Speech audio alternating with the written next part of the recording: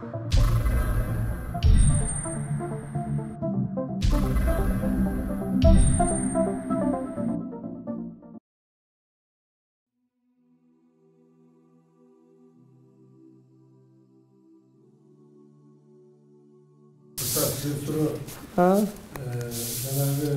sudmet ekspertizada işleydi mi? Ova. Yuvalam işleydi. Suru verip sulap koymuş, taktap göçörle sulandı. Al janagı argандай arız menen anan akımlarda soyot bu. Soyot içinden de. Anan şu ançalık dengede olsa var. İkincisi bu janagı anan ekskumatsa degen var. Ova. Goyup koygundudan Ova. Açkan bir yerinin arası taşkanda ortada olup sudmet eksperti alıp gerek. Ova. Anan al giriş gerek, açık gerek, anan uşunda şariat hükmü kандай olur. Bir dağır moldoklardan aytkan bu, sapsem sağa günü olu oşun gerek de aytkan. Yok, kандай to'g'ri emas. Günü olgan uçurlары var. Bul janagıday bizde oğru ölgöndün bardığın ele oğru kanda ölgön bar soya berişet. Bilesiңерби? Сөзтөр için жарып кара тигишет да. Мына ушул болбойт.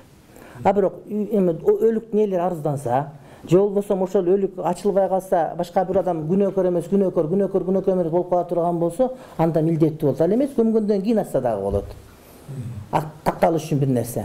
Анан бирок жөн эле сойгулай берген болбойт да. Мисалы үчүн биздин апабыз ооруканада өттүк өзү. Анан ошо атам сойдурган жок. Мен өзүм билем, өзүм карап жаттык. Биз башка деп алып кетти. Сойдуруш керек эмес да. Бербеш керек. А бирок кээде бала төрөлгөндөн кийин бала өлүп калды ичиндечи. Анан ошону союп изилдеш керек. Эмне үчүн ушундай оору пайда болду? Анткени кийинки төрөттө ушундай болуп калбасын десе, анда сойдурганга туура келет. А бирок ичиндеги эчтекесин калтырып, ичине кайра салдырып апарып көмүш керек.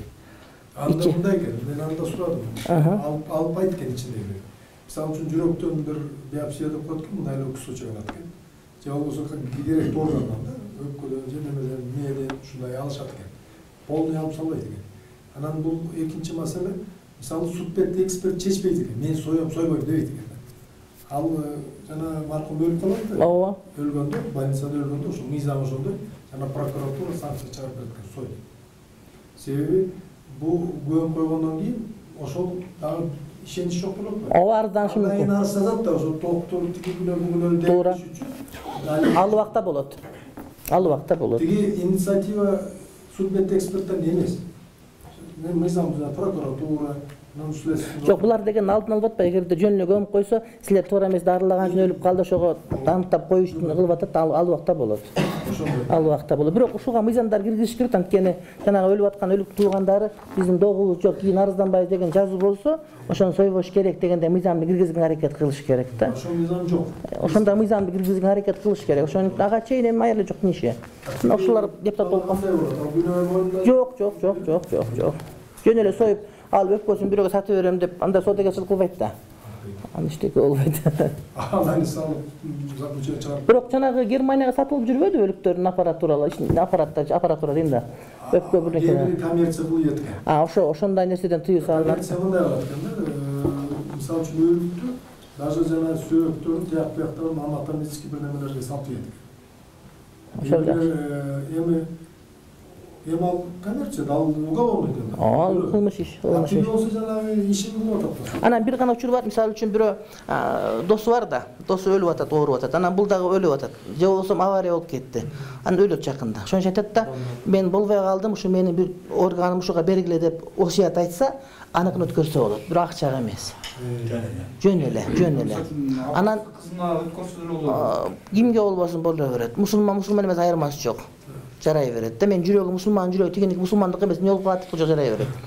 Анан кандага жарай берет бардыгыныкы. Анан адамда эки мүчөлөр болот да, мисалы үчүн эки бөйрөк болобу бизде. Эки бөйрөктүн бирөөсүн берсеңиз болот бирөөгө подарка кылып. Сатканга арам. Ошондой эле эки дагы эмне бар бизде? Боордун жарым берсе болот мисалы үчүн. Өпкө экөөнүн бирөөсүн. Бирок бир жүрөктүн өзүн бергенге болбойт. Адамда бир мүчө болсо, аны бере албайт бирөөгө. Өлгөндөн кийин осуят кылышы мүмкүн. Мен өлгөндөн кийин мен жүрөгүм ошо кимге керек болсо берип койгула деп осуят кылса, бул жакшы осуят. Эгер жарагым болсо депчи. Тирүүсүндө экөөнүн бирөөсүн бере алат. Канды саткан арам шарият боюнча. Кан эмес, кыркылган чач саткан дагы арам. Туура келбейт. Болот, бардыгы болот. Ооба, эгер ал тиги кыйналып аткан болсо, анан мунун 2 буту бар, тигинин 1 буту бар. Ошо жашай берет. 1 бутун берсең, ал сен андай болуп калып, анда болбойт. Аны 2 буттан жок болуп калып, 1 бут керек болуп калса, 1 бутуңу берсең макул деген сөз. Бирок азыр мындай буттар толтура, жыгачтан бут жасап берип коет усталар, кете берет ошо менен. Акчага зар болуп, канын сатчы. Жок, бул арам. Бул арам. Анткени эмнеге азыр 1 мүнөт. Эмнеге арам деп атканы ошол адамга балким жашоо жеңилдеп кетет. Бирок ошондон кийин адамдарга уурулук башталат эртеңчи. Ошол эшик чоң ачылып калат да, сатса болот деп туруп, бул урдал, балки мен урдап чубагаж дайыма арак ичкен эмес, дайыма таза эт жеп жүргөн, жамбаш жеп жүргөн, ушунун бир жери жакшы деп мен урдап кетип калышым мүмкүн да. Эмне? Бар да Кытайда. Ошон үчүн эшик ачылбаш керек да. Ислам шариятынын кээ бир өкүмдөрү бар. Жеке адамга эсептегенде нормальный көрүнүш. Мисалы үчүн бир бөөрөгүмдү сатсам, ошону менен үйлүү болуп калсам канча жакшы болуп калат деп ойлойм мен. Бирок ошо менен токтобойт да проблема. Эртең бардык бөөрөгү жакшылардын спорттон машып жүргөндөр ушунун бөөрөгү жакшынакай деп туруп, урдап кетип, эмне кылып, балдар школго жөнөтө албай калабыз. Үйлөрдү бекип жатканга туура келип калат. Көрдүңүзбү? Ошон үчүн аны таптакы тыюу салабыз. Эшик толук арак ичкендер. Кээ бир адамдар 50 грамм ичет, мас болбойт. Зыңкыйып жүрө беришет мисалы үчүн. Мен мас болгон жокмун, коньяк ичип коет бирөөлөр, жакшынакай болушуп эле. Мас болбойт. Бирок эшик ачып койсоң, көп адамдар ичкенден түшүп кетет да, өзүн таппай болмуш болуп жатып калат да. Шарият кээ бир нерсени баштан аяк толук түрдө тыйган эмне үчүн? Эшик ачсаң, ача кыргызга окшогон эле аны тешип отуруп, чоң үңкүр кылып, анан жайлоо кылып жиберет да. Ошого болбойт. Өздөрү ыраазы болуп берсечи? Ыраазы болуп бекер беришет. Жок, андай дагы. Мен берем, ыраазы болуп, сен да ыраазы болуп бересиң десе, анда процент болуп калат да, ошондой эле. Кан керек болгонда кайрылышат го, анан барып кан берсеңиз, кан берип күндөн кийин ошо ыраазы болушуп, өздөрү ыраазычылыгын билдирип, беретпи же акча. Бул мындай. Сиз бекер кан берем деп барасыз. Эч үмүт кылбай барасыз. Алда үмүттөндүрбөй чакырат бекер кан бергиле деп. Ошондон кийин сизге бак сен деле мында кийимиңден жыртык экен, сага берип койсом деп берсе, анда бир жөн. Бирок кээ бир адамдар бар, айтылынбайт, делинбейт, бирок ичинен бул да билет, тигил да билип турат, бул кан берет, бул акчасын ыраазылык кылып берет деп. Эгер ошондой маалымат менен бара турган болсо, бул арам. Андай эмес. Барып жардам берди, анан бергендерди караса, байкуш кыйналып турган экен, өзү көрүп кайтынга чыртык экен, ушуга жардам берип коеюн деп туруп, тиги өзү ыраазылык болуп берсе, анда болот. Бирок ошо келгенге чейин, бергенге чейин тигил адам билбеш керек, мага ыраазылык берет дегенди. Азыр ушундай сүскөрлүк өтүп кетишти. Процент жок дейбиз да, биз десек бул акчасын берет да, анан бирок тиги ыраазылык кылып берип коет да. Айтпайт, процент жок бизде дейт. Ыраазылык бербесе тиги өлтүрүлө коет анчы. Бул арам процент бул деген. Кимди алдайт? Кудайды алдайт, кантип алдайт? Соңуреки кан боюнчачы, донор дегендер бар эмес. Ооба. Булар ай сайын же 2 айда бир барып тапшырып турат. Алар китепчеде берет. Ооба. Мыйзам билесиз өзүңүз, неме да бар, пенсияга кошуп берет. Ооба. Ошолор барганда жана 400 граммды бир полный немени берип, официально ошол жерде баасы бар. Ошол акчаны алып кетет. Ошолдо бир маселе. Ошол берген кан арам болуп калдыбы же тиги алган акча арам болду? Алган акча. Мен дагы донор болом деп көп бардым. Менин канда холестерин көп болгон албай коет да. Сенин холестерин көп, сени жарабайт. Каның бракта өлүп коюш. Мен бекер берчүмүн. Бирок барганда шоколад берет, аны жеп ал, анан суу чайын ичип алчумун. Анткени алым кыруп калат да.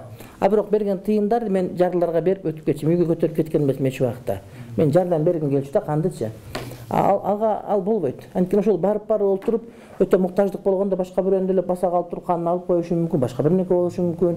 Көп нерсе. Анын эң жогорунда адам деген сөз да булчу. Ал эмес адамдын сүтүн сатканга болбойт, сүт сатканга болбойт. Көп нерсе бар да. Ошон үчүн мыйзамда каралыш керек бир сыйра. Донор болгон бул сооптуу иш. Тертиптүү берип берет адамдар. Аны беркелер сатат да тайчы. Ал башка маселе. Адамдар берет, бирок мамлекет сата турган болсо, мамлекет ошол жерде камсыздайлайт, каржылайт, башка кылат, ал бир жөн. Канды сактап туруш керек да. Ошондой да. Мамлекет кылып аткан кызматын алат деген сөз да. Мисалы үчүн замдан бекер, бирок замдан сатып алабыз го 5 литр баклажкаларда. Эмне үчүн дегенде, алар куюп баклажка даярдап берген себептен. Жеке адам өзү канын сатса арам болот бул. Чачын сатса, башкасы сатса арам бар.